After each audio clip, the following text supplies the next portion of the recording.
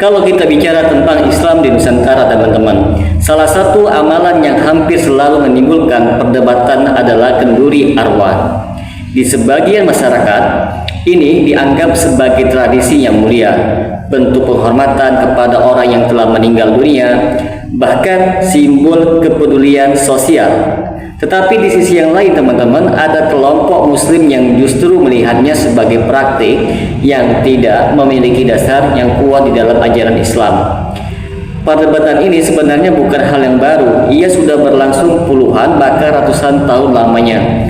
Sejak Islam mulai mengalami proses pemurnian pemahaman di wilayah Melayu, Indonesia dan sekitarnya. Menariknya, teman-teman, polemik ini bukan sekedar soal makanan atau acara kumpul keluarga. Ia menyentuh hal yang jauh lebih dalam, yaitu bagaimana memahami ibadah, bagaimana memposisikan tradisi, dan sampai di mana batas agama dan budaya itu boleh bercampur. Apa itu kenduri arwah, teman-teman?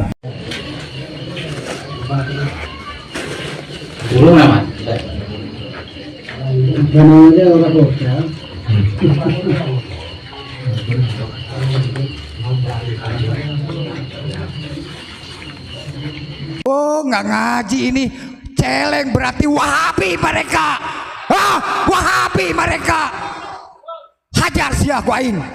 Di Nusantara, kenduri arwah biasanya itu merujuk kepada acara berkumpulnya keluarga dan masyarakat setelah seseorang itu meninggal dunia.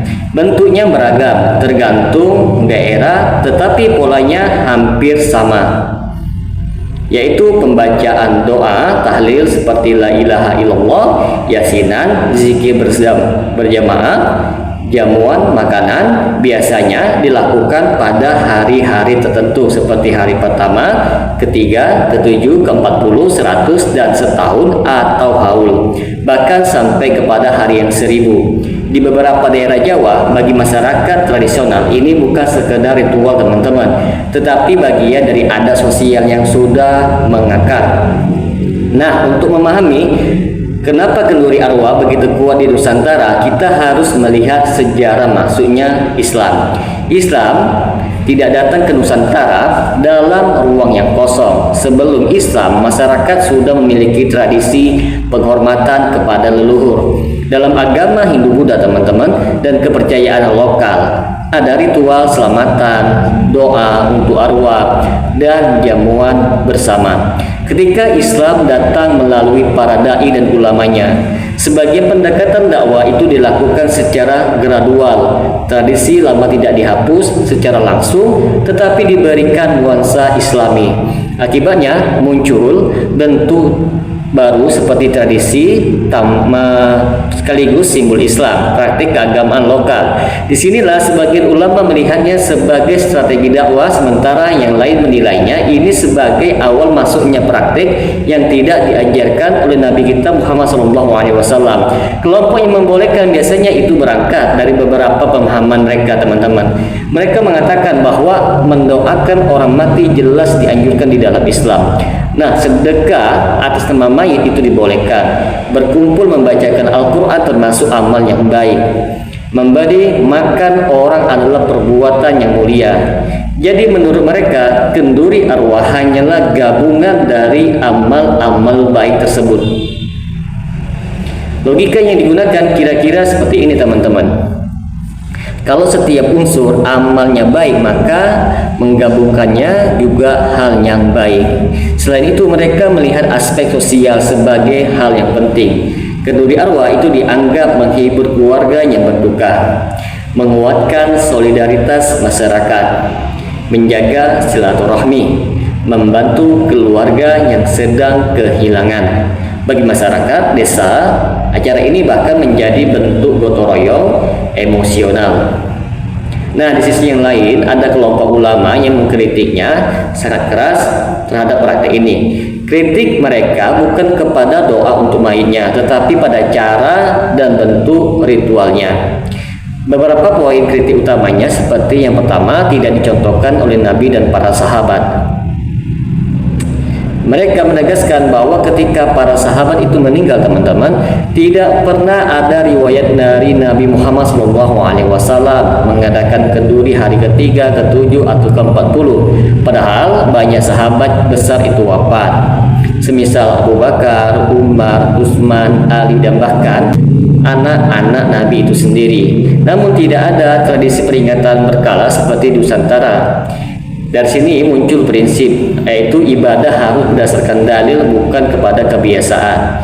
Yang kedua, beban bagi keluarga mayit. Dalam hadis disebutkan bahwa justru tetangga yang dianjurkan memberi makanan kepada keluarga yang sedang berduka, bukan sebaliknya. Kritik yang sering muncul yaitu seperti kenduri arwah malah membuat keluarga yang sedang sedih harus memasak, mengeluarkan biaya, bahkan berhutang demi menjaga tradisi sosial.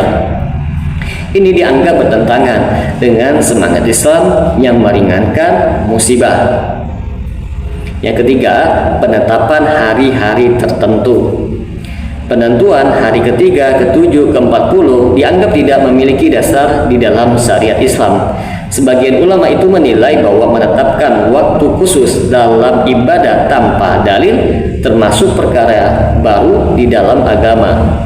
Yang keempat, teman-teman, kekhawatiran bergeser menjadi ritual yang sakral. Awalnya itu tradisi yang sosial, tetapi lama-kelamaan masyarakat bisa menganggapnya itu hal yang wajib. Di beberapa tempat, keluarga yang tidak mengadakan kenduri arwah malah dianggap tidak menghormati orang tua yang telah meninggal. Disinilah kritik menjadi semakin keras. Karena sesuatu yang tidak wajib secara agama berubah menjadi tekanan sosial. Mengapa polemik ini tidak pernah selesai? Itu karena sebenarnya yang bertabrakan bukan hanya dalil, tetapi cara memahami agama itu sendiri. Ada dua pendekatan yang besar.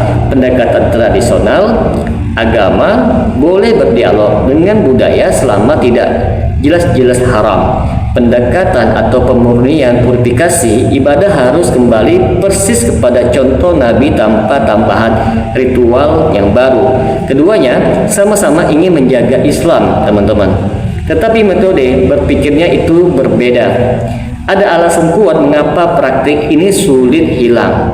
Sudah menjadi identitas budaya, khususnya menjadi ruang pertemuan sosial masyarakat, mengandung unsur empati kolektif, tekanan sosial yang sangat kuat, dianggap bagian dari penghormatan keluarga itu sendiri.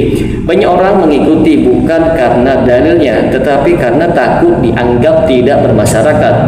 Realita di lapangan, teman-teman, di Nusantara hari ini prakteknya sangat beragam. Ada yang sederhana, sekedar doa keluarga, ada yang besar-besaran sampai menyembeli banyak hewan. Ada yang mulai ditinggalkan, ada yang dimodifikasi tanpa jamuan. Ini menunjukkan bahwa tradisi sebenarnya terus berubah mengikuti pemahaman masyarakat itu sendiri. Yang membuat polemik sering memanas adalah masalah bid'ah atau tidaknya, tuduhan sesat melawan tuduhan anti tradisi, identitas kelompok Islam, warisan ulama lokal. Seringkali diskusi berubah dari ilmiah menjadi emosional karena menyentuh identitas komunitas. Jika dilihat lebih luas, polemik kenduri arwah sebenarnya menggambarkan perjalanan yang panjang Islam di Nusantara, teman-teman. Islam bukan hanya teks, tetapi juga sejarah sosial. Pertanyaannya kemudian bukan sekedar boleh atau tidaknya, tetapi juga bagaimana umat memahami batas antara agama dan budaya. Maka dapat kita simpulkan bahwa kenduri arwah menjadi polemik karena berada di wilayah abu-abu antara ibadah dan adat, dalil dan tradisi, teks agama dan realitas masyarakat.